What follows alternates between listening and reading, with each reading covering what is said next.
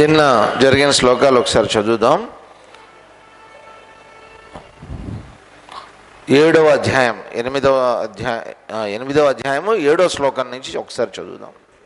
9వ అధ్యాయం 9వ అధ్యాయము 7వ శ్లోకం నుంచి చదువుదాం. సర్వభూతాని కౌంతేయ ప్రకృతిం యాంతి మామికాం కల్పక్షయే పునస్తాని కల్పాదౌ విసృజామ్యహం ప్రకృతిం స్వామవష్టభ్య విసృజామి పునః పునః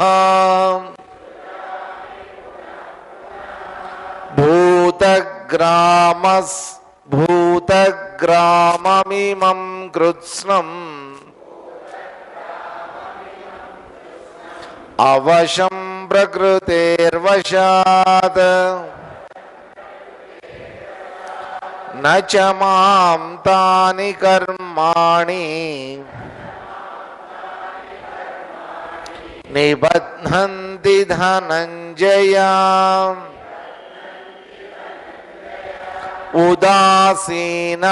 ఉదాసీనవదాసీనం అసక్తం తేషు కర్మసు మయాధ్యక్షేణ ప్రకృతిః సూయతే సచరాచరం హేతునానేన కౌంతేయ జగద్విపరివర్తతే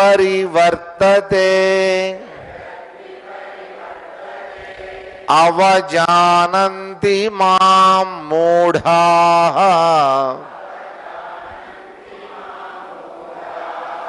మానుషీం తనుమాశ్రితం పరం భావమజానంతః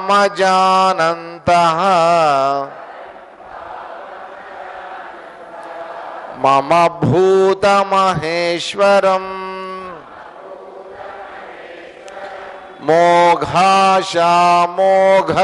మోఘాశామోఘకర్మాణః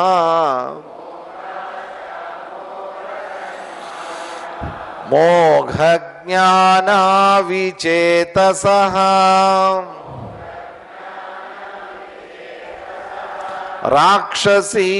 రాక్షసీమాసురీం చైవ ప్రకృతిం మోహినీం శ్రితాః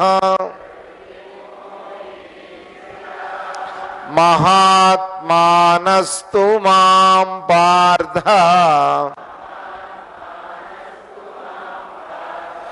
దైవీం ప్రకృతిమాశ్రితాః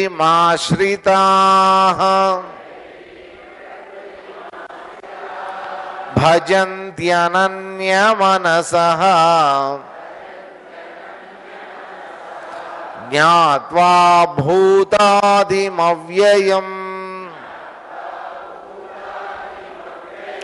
సతతం కీర్తయంతో మాం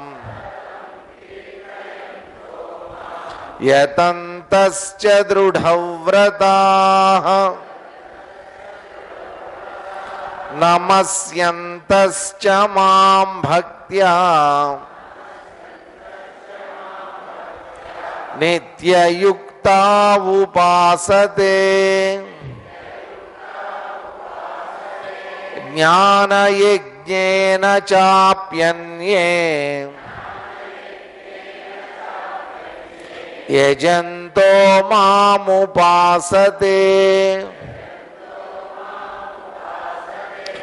ఏకత్వేన పృథక్త్వేన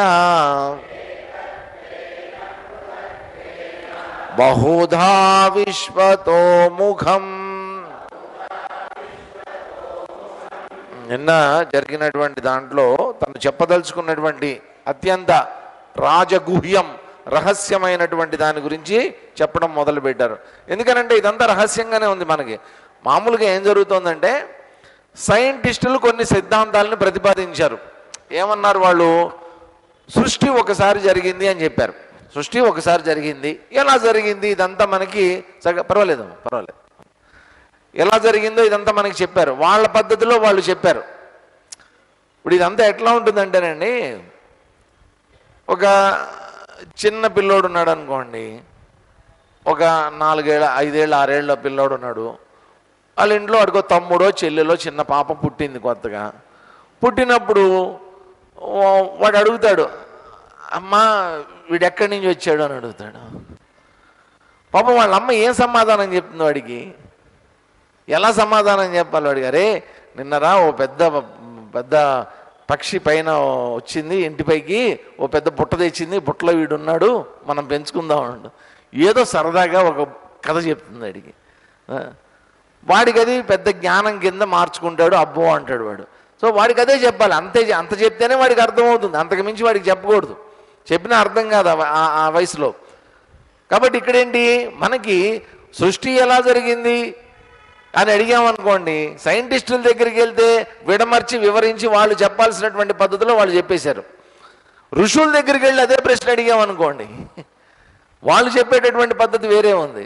వాళ్ళు ఏమన్నారు, ఇక్కడ ఎలా జరిగింది ఈ సృష్టి అంతా, మొత్తం నానించేదంతా విసృజామి పునః మళ్ళీ నేనే దీన్నంతా కూడా సృష్టిస్తున్నాను. కల్పాదౌ కల్పాంతం, కల్పాదం ఆది జరిగినప్పుడు నేను మొత్తం బయటికి పంపిస్తున్నా, కల్పాంతమైనప్పుడు మొత్తం అంతా కూడా లోపలికి నేను తీసేసుకుంటున్నా. ఇదంతా ఇది ఆయన చెప్పింది.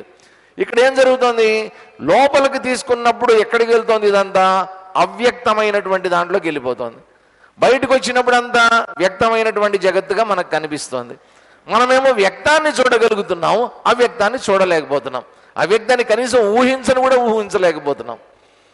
కాబట్టి ఆ అవ్యక్తమైనటువంటిది ఎలా ఉంటుంది అని ఋషులు చెప్పడం కన్నా ఆ అవ్యక్తమైనటువంటి ఆయనే చెప్తే ఎలా ఉంటుందో అది ఇది.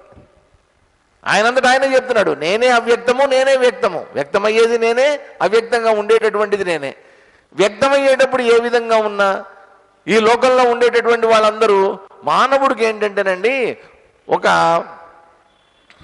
ఒక విషయం మాత్రం మానవుడికి తెలుసు.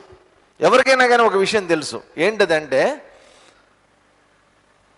మనం ఎన్ని ప్రయోగాలు చేసినా, ఎన్ని విషయాలు కనుక్కున్నా, శాస్త్రీయంగా ఎంత గొప్ప ఉన్నత స్థాయికి మనం ఎదిగినా కానీ ఏదో ఒక తెలియనటువంటి మానవ మేధస్సుకి అందనటువంటి శక్తి ఇక్కడ పనిచేస్తోంది. అది అందరికీ తెలిసినటువంటి విషయమే. అది మానవ మేధస్సుకు అందేటటువంటిది కాదు. అది ఏదో తెలియనటువంటి శక్తి ఒకటి పనిచేస్తోంది. అదేంటో తెలియదు మనకి. కాబట్టి ఇక్కడ ఏమంటున్నారు ఈయన, ఆ మానవ మేధస్సుకు అందనటువంటిది అంటే ఇంద్రియ గోచరం కానటువంటిది, అవ్యక్తమైనటువంటిది. కాబట్టి అది ఆ చైతన్యం నేను. మానవులందరూ ఏం చేస్తున్నారు, నన్ను ఆరాధిస్తున్నారు. ఇప్పుడు ఒక అడవిలో ఉండేవాళ్ళు ఉన్నారు అనుకోండి, అటవీకులు అంటారు. మనం అటవీకులు అంటారు. వాళ్ళు ఎట్లా ఉంటారు, ఆ కొండ జాతి వాళ్ళు, అడవి జాతి వాళ్ళకు కూడానండి, వాళ్ళకి ఒక సంస్కృతి ఉంటుంది, వాళ్ళకి ఒక దేవతలు ఉంటారు. ఆ దేవతల చుట్టూ తిరుగుతూ డ్యాన్సులు చేసుకుంటూ వాళ్ళ మ్యూజిక్ లేవో వాళ్ళు పాడుకుంటూ ఉంటారు. వాళ్ళకి ఒక పద్ధతి ఉంటుంది, వాళ్ళకి కొన్ని ఇన్స్ట్రుమెంట్స్ ఉంటాయి. అదంతా దేనికోసం, భగవంతుడిని వాళ్ళు ఏదో చూస్తారు, ఆరాధిస్తారు, దానికి బలులు ఇస్తూ ఉంటారు, ఏవో చేస్తూ ఉంటారు. అది వాళ్ళ పద్ధతి, వాళ్ళు ఆ రకంగా ఆరాధిస్తారు. అదే సముద్రం ఒడ్డున ఉంటారు చూసారా, ఈ బెస్తవాళ్ళు అంటారే, చేపలు పట్టేటటువంటి వాళ్ళు ఉంటారే, వాళ్ళు కూడా ఏదో ఒకటి అక్కడ పెట్టి, సముద్రం ఒడ్డున పెట్టి గంగమ్మ అంటారు, ఏదో ఒకటి పేరు పెడతారు, పెట్టి అక్కడ వాళ్ళు కూడా ఆరాధించడం మొదలు పెడతారు. ఆ తల్లి కరుణ ఉండాలి, ఆ తల్లి కటాక్ష ఉండాలి అని చెప్పి ప్రతి సంవత్సరం జాతరలు చేస్తారు. లోపలికి వెళ్ళినప్పుడు ఏదన్నా వాళ్ళకి జరగకుండా ఉండడానికి, ఏం జరగకుండా ఉండడానికి ఆ తల్లిని ఆరాధిస్తారు, ఏవో చేస్తుంటారు. వాళ్ళ పద్ధతులు వాళ్ళు ఫాలో అయిపోతూ ఉంటారు. ఎందుకని, ఏదో ఒక శక్తి ఉంది, ఆ శక్తిని మేము గంగమ్మ అంటాం. పల్లెటూరులో ఉన్నటువంటి వాడు ఉంటాడు, వాళ్ళకి ఏం తెలుసు, వాళ్ళకి పాపం పక్కా పల్లెటూర్లు అండి, వాళ్ళకి ఏం తెలియదు. వాళ్ళకి భగవద్గీత అంటే ఏంటో తెలియదు, ఉపనిషత్తులు అంటే ఏంటో తెలియదు, రామాయణం అంటే ఏంటో తెలియదు, భాగవతం అంటే ఏంటో తెలియదు, ఏం తెలియదు పాపం వాళ్ళకి. అలాంటి వాళ్ళు కూడా ఓ నూకాలమ్మ, ఏదో ఎంకాయమ్మ, ఏదో ఒక చిన్న గుడి కట్టుకుంటారు. వాళ్ళు అక్కడ బలులు ఇస్తూ ఉంటారు, ఏదో చేస్తూ ఉంటారు. మొత్తానికి వాళ్ళకి తెలిసినటువంటి పద్ధతిలో వాళ్ళు ఆరాధిస్తూ ఉంటారు. జ్ఞానం ఉన్నటువంటి వాళ్ళు, కృష్ణుడు అంటే ఎవరో తెలిసినటువంటి వాళ్ళు, కృష్ణ భక్తి అంటే ఏంటో తెలిసినటువంటి వాళ్ళు కృష్ణుడి గురించి కీర్తనలు చేసుకుంటూ ఉంటారు. సతతం కీర్తయంతో మాం యతంతశ్చ దృఢవ్రతాః. కాబట్టి ఆ రకంగా భగవంతుడిని ఆరాధిస్తారు. కొంతమంది గురువులను ఆరాధిస్తారు. గురువులో భగవంతుడిని చూసుకుని గురువుని ఆరాధించేటటువంటి వాళ్ళు ఉన్నారు. ఎవరికి ఏ రకంగా తోస్తే ఆ రకంగా భగవంతుడిని అందరూ కూడా ఆరాధించుకుంటున్నారు. ఇంతకీ ఎవరిని ఆరాధిస్తున్నారు వీళ్ళందరూ కూడా? తెలిసో తెలియకో ఆ అవ్యక్తమైనటువంటి చైతన్యం ఏదైతే ఉందో ఆ చైతన్యాన్ని ఆరాధిస్తున్నారు. కాకపోతే రూపాలు మారుతున్నాయి, నామాలు మారుతున్నాయి, వాళ్ళ యొక్క ఉనికి మారుతోంది. ఇక్కడ వాళ్ళ యొక్క లీలలు మారుతున్నాయి, వాళ్ళ యొక్క కథలు మారుతున్నాయి, అంతే తప్ప మొత్తానికి అందరూ కూడా ఎవరో ఒక ఉన్నతమైనటువంటి చైతన్యాన్నే అందరూ ఆరాధిస్తూ వస్తున్నారు. ఆ విషయాన్ని నేను ఇక్కడ చెప్పడం కోసం అని చెప్పి రకరకాలైనటువంటి పద్ధతుల్లో మనకి ఏ రకంగా ఆరాధిస్తారు, ఏ రకమైనటువంటి కర్మలు చేసిన మోఘాశ మోఘ కర్మాణ, ఇలా ఆరాధించేటటువంటి వాళ్ళలో కొంతమంది ఏం చేస్తారు, అసలు మోఘం ఎందుకు పనికిరానటువంటి కర్మలు చేసేటటువంటి వాళ్ళు ఉంటారు, ఎందుకు పనికిరానటువంటి లక్ష్యాలు పెట్టుకున్నటువంటి వాళ్ళు ఉంటారు. అటువంటి వాళ్ళందరూ కూడా రాక్షసీం ఆసురీం చేయవ, రాక్షస గుణాలు ఆసురీ గుణాలు కలిగి ఉండి ఆ రకమైనటువంటి ప్రపంచాన్ని వాళ్ళు సృష్టించుకుంటారు. చూడండి, కొంతమంది ఉంటారు మనకి ఇక్కడ ఇంకా తక్కువ, మనకి ఏదో ఇదివరకు అనేవాళ్ళు కానీ ఇప్పుడేం పెద్దగా ఏమీ లేదు. ఈ ఫ్యాక్షనిజంలు ఇవన్నీ ఏమీ లేవు. బాంబే అటువంటి చోటకి వెళ్తే మాఫియాలు, డాన్లు, విచిత్రమైన పేర్లు, మన అండర్ గ్రౌండ్ వరల్డ్స్, మనం ఎప్పుడు వినుండం, అవన్నీ ఏవో సినిమాల్లో చూసుండి ఉంటాం చిన్నప్పుడు. అటువంటి పేర్లన్నీ వినిపిస్తాయి. ఎందుకు వాళ్ళు ఎందుకు అట్లా చేస్తుంటారు? ఆసురీం, ఆసురీ గుణాల వైపు వెళ్ళిపోతారు. వాళ్ళు ఆ తమో గుణం వైపు వెళ్ళిపోతారు. వెళ్ళిపోయి మోఘాశ మోఘ కర్మాణ, పనికి మాలేటటువంటి వ్యర్థమైనటువంటి కర్మలు చేసి వ్యర్థమైనటువంటి సంపాదనలు సంపాదిస్తూ ఉంటారు అటువంటి వాళ్ళు. కానీ ఇక్కడ వెంటనే ఉన్నారు మహాత్మానస్తు, మహాత్మానస్తు, ఉత్తమమైనటువంటి లక్ష్యం కలిగినటువంటి వాళ్ళు, ఉత్తమమైనటువంటి గుణాలు కలిగినటువంటి వాళ్ళు, దైవీ గుణాలు కలిగినటువంటి వాళ్ళు ఏం చేస్తారట?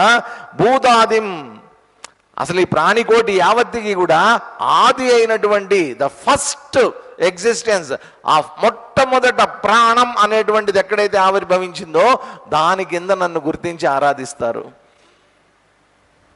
కాబట్టి ఆ ఆది అనేటువంటిది ఒకటే గుర్తుపెట్టుకోండి.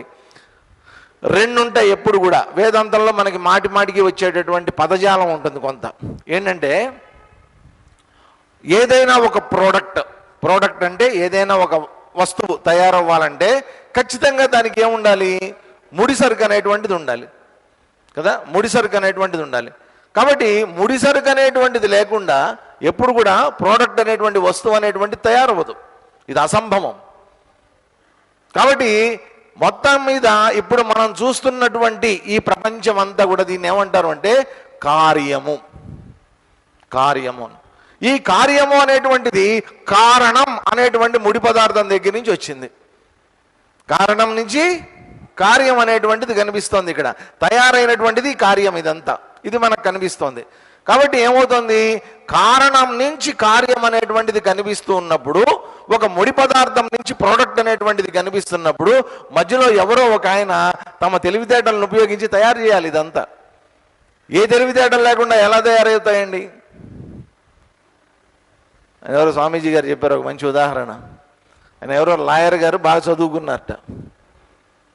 బాగా చదువుకున్న తర్వాత బాగా చదువుకున్నాడు, వాడికేమో నాస్తిక సిద్ధాంతం, నాస్తికవాదం, దేవుడు లేడు అంటాడట. మరి ఈ ప్రపంచం అంతా ఎలా తయారైంది అంటే అంత అణునిర్మితం అండి, అంత సెల్స్తో తయారైందండి, అణువులతో తయారైంది. అణువులన్నీ కలిస్తేనండి ఇదిగోండి ఈ ప్రోటాన్లు, న్యూట్రాన్లు ఇవేవో ఇవన్నీ కలిస్తే ఈ ప్రపంచము వస్తువులన్నీ తయారయ్యాయండి. అలా చెప్తూ ఉంటాడు. వాళ్ళ ఆవిడకి కూడా అదే ఫీడింగ్ ఇస్తూ ఉంటాడు అనమాట. ఆవిడేమో పరమకృష్ణ భక్తురాలు. ఆవిడ ఏం చేసింది, ఒకరోజు ఓ మంచి కృష్ణుడి బొమ్మ గీసింది. ఓకే, పెన్సిల్ తోటి పేపర్ తీసుకుని కృష్ణుడి బొమ్మ గీసింది చక్కగా. గీసి ఊరిని అక్కడ పెట్టింది అంతే. ఆయన ఇంటికి వచ్చాడు, ఇంటికి వచ్చి చూశాడు. చూసిన తర్వాత అడిగాడు, ఎవరు గీశారు దీన్ని అన్నారు. అంటే భలే ఉంది, చాలా అందంగా ఉంది కృష్ణుడు, ఎవరు గీశారు అని. అబ్బాయి ఏం లేదండి, ఆ పెన్సిల్లో ఉండే యాటమ్స్ అణువులు ఇవన్నీ కలిసి పేపర్ మీద ఉండేటటువంటి ఆ అణువులతో కలిసి మొత్తానికి బొమ్మ వచ్చేసింది అంది వాళ్ళ ఆవిడ. వస్తుందా అట్లాగా? రాదు. పాపం వేసినటువంటి ఆవిడ తమ తెలివితేటలను ఉపయోగించి తన యొక్క స్కిల్ని ఉపయోగించి గీస్తే వస్తుంది ఆ బొమ్మ, అంతే తప్ప పెన్సిల్ను పేపర్ అక్కడ పెట్టేస్తే కృష్ణుడి బొమ్మ వచ్చేస్తుందా? కృష్ణుడి బొమ్మ కాకపోతే ఏ బొమ్మ అయినా కానివ్వండి, వాటంతటా వచ్చేస్తాయా? ఇంత పెద్ద బ్రహ్మాండాన్ని మనం చూస్తున్నాం, దాని అంతటా అది వచ్చేస్తుందా? కాబట్టి ఎవరో తెలివైనటువంటి వాళ్ళు తమ తెలివితేటలను ఉపయోగించాలి కదా. ఆ ఉపయోగించినటువంటి వాళ్ళు ఎవరైతే ఉన్నారో వాళ్ళ నిమిత్త కారణము అన్నారు వాళ్ళు. ఆ నిమిత్త కారణాన్ని వాళ్ళు ఇప్పుడు అందుకనే ఒక కుమ్మరిని ఎక్కువగా ఎగ్జాంపుల్ తీసుకుంటూ ఉంటారనమాట వేదాంతంలో. కుమ్మరిని ఒక కుండను తయారు చేయాలంటే మట్టి అనేటువంటి ముడి పదార్థం తీసుకుని దాన్ని ఆ చక్రం మధ్యలో పెట్టి పట్టుకొని తిప్పుతాడు ఆయన. తిప్పిన తర్వాత ఆ చక్రం అనేటువంటిది ఏం చేస్తుంది, స్పీడ్గా తిరుగుతూ ఉంటే చక్కగా ఆయన కుండ అనేటువంటిది తయారు చేస్తాడు. ఇప్పుడు మట్టి లేకుండా కుమ్మరి గారు ఇలా అంటే కుండ వస్తుందా? రాదు కదా. కాబట్టి ముడి సరుకు ఉండాలి, దానికి తయారు చేయడానికి ఒక ఇన్స్ట్రుమెంట్ ఉండాలి, పరికరం అనేటువంటిది ఉండాలి, చెయ్యాలి అనేటువంటి తెలివితేటలు ఉండాలి, చెయ్యగల శక్తి కలిగినటువంటి వాడై ఉండాలి అతను. ఇన్నుండాలి. ఇన్నుంటేనే ఒక కుండ అనేటువంటిది తయారవుతుంది, దానికి ఒక ప్రాసెస్ ఉంది. అలాగే ఇంత పెద్ద బ్రహ్మాండం, ఇంత పెద్ద విశ్వం మన కళ్ళ ముందు కనిపిస్తోంది కదా. ఇది ఎవరూ తయారు చేయకుండా, ఏ పరికరాలు లేకుండా, దాని అంతటా అది ఎక్కడి నుంచి వస్తుంది, ఏ ముడి పదార్థం లేకుండా. కాబట్టి ఖచ్చితంగా ఇంత పెద్ద కార్యం అనేటువంటిది కారణం నుంచి వచ్చి ఉండి తీరాలి. మనకేం జరుగుతోందంటే మనకి ఇక్కడ ఉండేటటువంటి కార్యం కనిపిస్తోంది కానీ కారణం కనిపించట్లేదు, అది అవ్యక్తము. కాబట్టి ఎక్కడి నుంచి వచ్చింది అన్న సంగతి తెలుసుకున్నటువంటి వాళ్ళు, ఏ కారణం నుంచి ఈ కార్యం వచ్చింది అని తెలుసుకున్నటువంటి వాళ్ళు భూతాదిం, నన్ను ఈ ప్రాణులకి ఆదిగా గుర్తించినటువంటి వాళ్ళు. ఎలా గుర్తిస్తారు, ఎందువల్ల గుర్తించగలుగుతారట వాళ్ళు? దైవీ గుణాలు.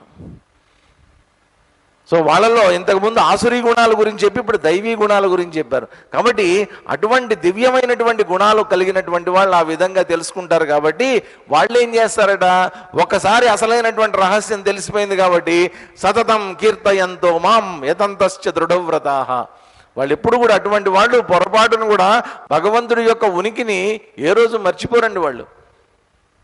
ఎందుకని వాళ్ళు నిరంతరం భగవద్ధ్యానంలోనే ఉంటారు, భగవంతుడి యొక్క తత్వాన్ని. ఇప్పుడు మీరు రాజస్థాన్ ఫొటోస్ ఎప్పుడన్నా చూస్తే, ఆర్ట్ పెయింటింగ్స్ కానీ రాజస్థాన్ ఫోటోగ్రఫీ కానీ ఇవంతా కనుక మీరు చూస్తే, అక్కడ వాళ్ళు పాపం నీళ్లు తెచ్చుకోవాలంటే చాలా కష్టం.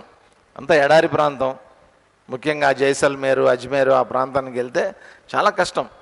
వాళ్ళు రోజు నీళ్లు తెచ్చుకోవాలంటే ఒక 4 కొండలు నీళ్లు తెచ్చుకోవాలంటే కనీసం ఒక 10 కిలోమీటర్లు నడుచుకుంటూ వస్తారు పాపం ఆడవాళ్ళంతా. వాళ్ళు ఎలా వెళ్తారు, గ్రూపులుగా వెళ్తూ ఉంటారు. ఓ ముందో కుండ పెడతారు, దాని మీద చిన్న కుండ పెడతారు, దాని మీద చిన్న కుండ పెడతారు, పెట్టుకుని ఏం చేస్తారు, మళ్ళీ చంకలో ఇంకో కుండ పెట్టుకుంటారు. అన్ని పెట్టుకుని ఒక 4 పైన పెట్టుకుని చంకలో ఇంకో కుండ పెట్టుకుని చక్కగా అందరూ కలిసి పాటలు పాడుకుంటూ వస్తుంటారు. అందరూ పాటలు పాడు. విచిత్రం ఏంటంటే ఆ 10 కిలోమీటర్లు నడిచినంతసేపు కూడా ఒక్క కుండల్లోంచి ఒక్క బొట్టు కూడా కింద పడదు. చంకలో ఉండేటటువంటి దాంట్లోంచి కానీ పైన ఉండేటటువంటి దాంట్లోంచి కానీ ఒక్క బొట్టు నీరు కూడా కదలడం కూడా జరగదు. అంత బ్యాలెన్స్ ఉంటుంది అన్నమాట. వాళ్ళు ఒకళ్ళనొకళ్ళు ఆట పట్టించుకుంటూ ఉంటారు, నవ్వుకుంటూ ఉంటారు, పాడుకుంటూ ఉంటారు, అందరు కలిసి సరదాగా వెళ్తారు, సరదాగా ఇంటికి వచ్చేస్తారు. వాళ్ళు ఎలా జరుగుతుంది అది?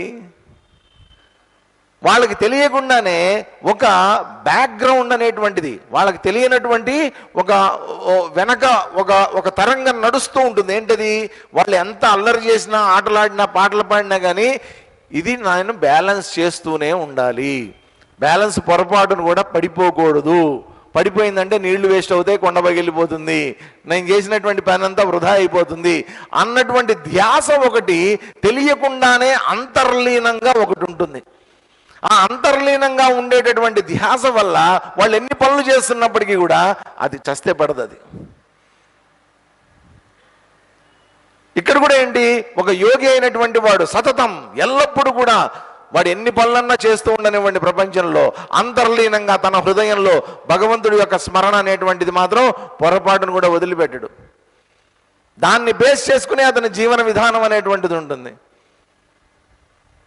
మామూలుగా ఈ పాటలు పాడేవాళ్ళు ఉంటారు, చూస్తున్నాం మనం, సంగీతం అది బాగా బాగా కొంచెం హై లెవెల్లో క్లాసికల్ సింగింగ్ చేసేవాళ్ళు బ్రహ్మాండంగా పాడతారు.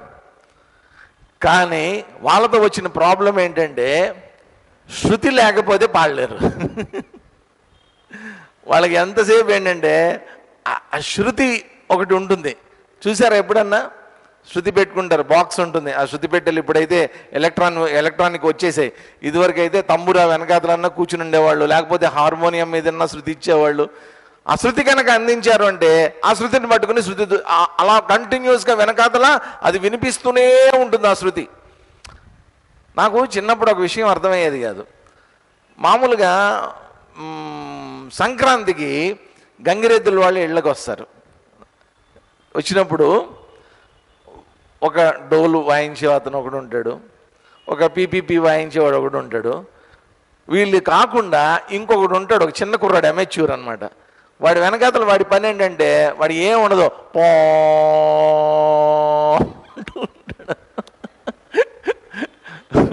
ఏంటంటే వాడి పని ఏంటి, వాడు ఎందుకు అంటున్నాడు నాకు అర్థమయ్యేది. చిన్నప్పుడు వాడు ఉత్త పో, వాడు వాయించడు, ఏం చేయడు, ఇదే పని.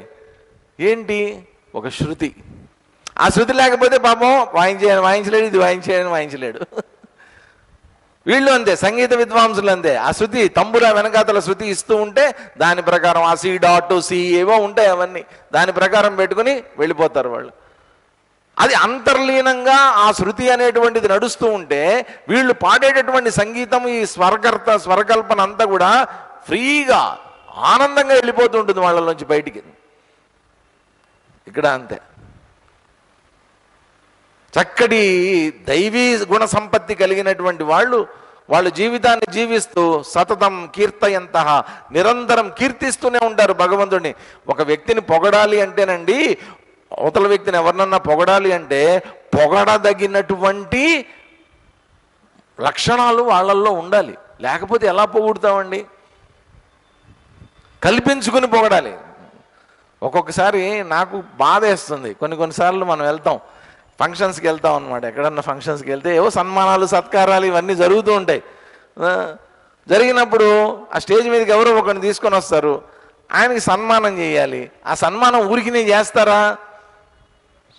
ఊరినే రా కూర్చో అని చెప్పి కూర్చోబెట్టి మెడలో దండేసి శాలువ కప్పి పంపించేస్తారా? అలా ఉండదు ఎక్కడ. ఆయన గురించి కొంత ఇంట్రడక్షన్ చెప్తారనమాట. చెప్పి ఆయన ఇంత, ఆయన అంత, ఆయన ఇది చేశాడు, ఆయన ఇది చేశాడు, అంత చేశాడు, ఎంత చేశాడంటే మనకేంటంటే ఆయన అసలు విషయం తెలుసు. మనకి ఆయన ఎలాంటోడు, ఏం చేశాడు, మనకు అన్నీ తెలుసు. ఇప్పుడేమో వీళ్ళేమో ఆయన కీర్తిస్తుంటారు, పొగుడుతూ ఉంటారు. మనం కూడా ఏం చేయాలి, వినాలన్నమాట. అయ్యా అనుకుంటూ వినాలన్నమాట. అంత నిజంగానా, అవునా అనుకుంటూ వినాల్సి వస్తుంది. కానీ నిజంగా కొంతమంది నిజంగానే వాళ్ళు పొగుడుతారు. పొగిడినప్పుడు ఏం జరుగుతుందంటే వాళ్ళు సాధారణంగా కొంతమంది ఇష్టపడరు, ఎందుకండి వద్దండి అవన్నీ చెప్పకండి అంటారు. కీర్తయంతః, కీర్తింపబడదగినటువంటి లక్షణాలు ఉండాలి వాళ్ళల్లో. ఒక వ్యక్తిని నేను ఇప్పుడు రామదాస్ గారు కీర్తనలు రాశారు. రామదాస్ కీర్తనలు విన్నారా మీరు? ఎలా ఉంటాయి ఆయన కీర్తనలు? ఓ పక్కన అదేంటి చింతాకు పథకము చేయిస్తే అదంతా అయ్యా ఎవరి కోసం చేశాను బాధపడుతుంటాడనమాట. అంతా చేసిందంతా నీకోసమే, చివరికి తన్నులు తిన్నాను, అబ్బా తిట్టి తినని ఆయాస పడబోకు అంటాడు. మళ్ళా ఈ దెబ్బలకి తాళలేక ఓర్వలేక, అయ్యా రామభద్ర నిన్నేదో తిట్టానని అనుకోవద్దయ్యా, మీ ఆవిడికి చెప్పవయ్యా కొంచెం, మీ ఆవిడికి అమ్మ సీతమ్మ చెప్పమ్మా, మీ ఆయనకి కొంచెం కరుణించమని చెప్పమ్మా. కీర్తింపబడినటువంటి లక్షణాలు, కీర్తింపదగినటువంటి లక్షణాలు. అన్నమాచార్యులు వెంకటేశ్వర స్వామిని 33,000 కీర్తనలతో పొగిడారు ఆయన. 33,000 కీర్తనలు ఎవడు రాసి ఉండడు ఇంతవరకు ఈ ప్రపంచంలో. ఏ కవి కూడా అటెంప్ట్ చేసి ఉండడండి 33,000 కీర్తనలు పాడటం అంటే మామూలు విషయం కాదు. రాసి పాడి రాగాలు కట్టడం అంటే మాటలు కాదు అది. నాకు తెలిసి ఆయన కనీసం రోజుకు ఒక 5-6 రాసి ఉంటాడు, పాడి ఉంటాడు ఆయన. ప్రతిరోజు ఒక 5-6 రాసి పాడేసి ఉంటాడు ఆయన. ఇంక అదే పని అనమాట, సతతం కీర్తయంత. ఇంకేం పని లేదు ఆయనకి, అలా పాడుతూ ఉన్నాడు వాడు. సో అలాంటి వాళ్ళు పాటలు పాడటమే కాదండి, నిరంతరం ఆయన యొక్క స్మరణలో ఇదంతా జరుగుతూ ఉంటుందన్నమాట. ఒక శృతి వెనకాతలు నడిపిస్తూ ఉంటుంది వాళ్ళని. ఆ భగవంతుడు అనేటువంటిది పెట్టుకొని దాని ద్వారా జీవితం అనేటువంటిది జీవిస్తూ ఉంటారు అటువంటి వాళ్ళంతా. చెప్తూ తర్వాత చెప్తున్నారు చూడండి, 15వ శ్లోకం చదువుదాం. చదివా 16 చదవాలనుకుంటా, 16 చదువుదాం ఇవాళ. అహం క్రతురహం యజ్ఞః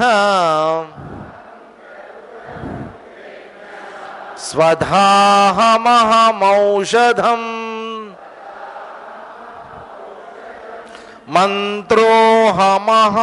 మంత్రోహమహమేవాజ్యం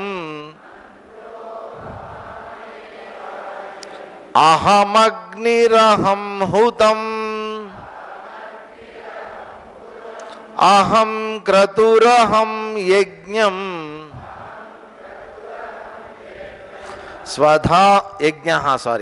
అహం క్రతురహం యజ్ఞః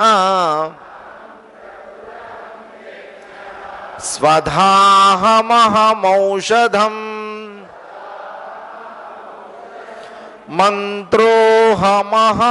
మంత్రోహమహమేవాజ్యం అహమగ్నిరహం హుతం.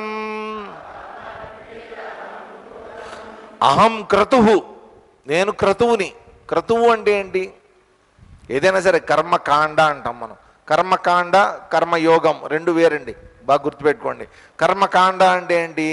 ఒక ఉద్దేశాన్ని పెట్టుకుని ఆ ఉద్దేశం నెరవేర్చుకోవడం కోసం అని చెప్పి, ఆ లక్ష్యాన్ని చేరుకోవడం కోసం అని చెప్పి భగవంతుణ్ణి ధర్మబద్ధంగా ఆరాధించేటటువంటి విధానం క్రతువు అన్నారు. దాంట్లో క్రియ అనేటువంటిది ఉంటుంది. ఎక్కడైతే క్రియ ఉంటుందో దాన్ని క్రతువు అని అన్నారు. సో క్రతువు, నేనే క్రతువుని. అహం యజ్ఞ, ఆ క్రతువులో చేసేటటువంటిదంతా ఏమిటి? యజ్ఞం అనేటువంటిది చేస్తారు. ఈ యజ్ఞంలో ఏం జరుగుతుంది? చక్కగా అగ్నిని వ్రేల్చి దాంట్లో అన్ని ఆహుతులన్నీ కూడా వేస్తూ ఉంటారు. అవన్నీ ఇక్కడ మొత్తం లిస్టు చెప్పారు. అహం స్వధ, నేను స్వధని. సమర్పించేటటువంటి ఆహుతులు ఏవైతే ఉన్నాయో అవన్నీ నేనే. అహం ఓషధయ, దాంట్లో వేసేటటువంటి యజ్ఞంలో వేసేటటువంటి ఓషధులు, ఔషధాలు ఏవైతే ఉన్నాయో అవన్నీ నేనే. అహం మంత్ర, ఇవన్నీ వేస్తూ చుట్టూ ఉన్నటువంటి ఋత్వికులందరూ ఏం చేస్తూ ఉంటారు? మంత్రపాఠం చేస్తూ ఉంటారు. ఆ మంత్రాలకు తగ్గట్టుగా హవిస్సులను సమర్పిస్తూ ఉంటారు. ఆ మంత్రాలని కూడా నేనే. అహం ఆజ్యం, ఆజ్యం అంటే నెయ్యి, ముఖ్యంగా వేసేటటువంటి ఆవు నెయ్యి. ఆ ఆవు నెయ్యి ఏదైతే ఉందో అది కూడా నేనే. అహం అగ్ని, ఇవన్నీ వేసిన తర్వాత అక్కడ ప్రజ్వలింపబడినటువంటి అగ్ని ఏదైతే ఉందో ఆ అగ్నిని కూడా నేనే. అహం హుతం, దాంట్లో ఉండేటటువంటి ఆహుతిని కూడా, ఆ సమర్పించటం ఏదైతే ఉందో స్వాహ అని చివరిలో సమర్పించేటటువంటి ఆహుతి ఏదైతే ఉందో అది కూడా నేనే. కాబట్టి ఇదంతా ఏంటి? యజ్ఞంలో ఉండేటటువంటి వివిధ రకాలైనటువంటి కాంపోనెంట్స్, విభాగాలు అన్నమాట ఇవన్నీ కూడా. ఒక యజ్ఞం జరగాలి అంటే, ఒక క్రతువు జరగాలి అంటే అసలు ముందు సంకల్పం అనేటువంటిది చేస్తారు. ఈ సంకల్పంలో ఏం చేస్తారు? మొట్టమొదట దేన్ని ఉద్దేశించి ఈ యజ్ఞం చేస్తున్నాము? యజ్ఞం చేయడానికి అనేక కారణాలు ఉంటాయి.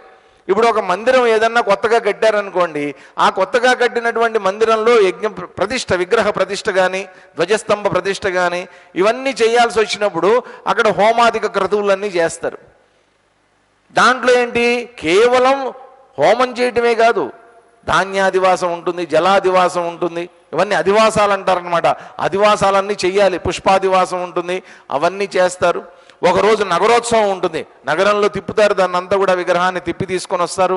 ఇలా అన్ని కలిపితే ఒక క్రతువు అవుతుంది. దాంట్లో ఉండేటటువంటి ఒకానొక భాగం యజ్ఞం.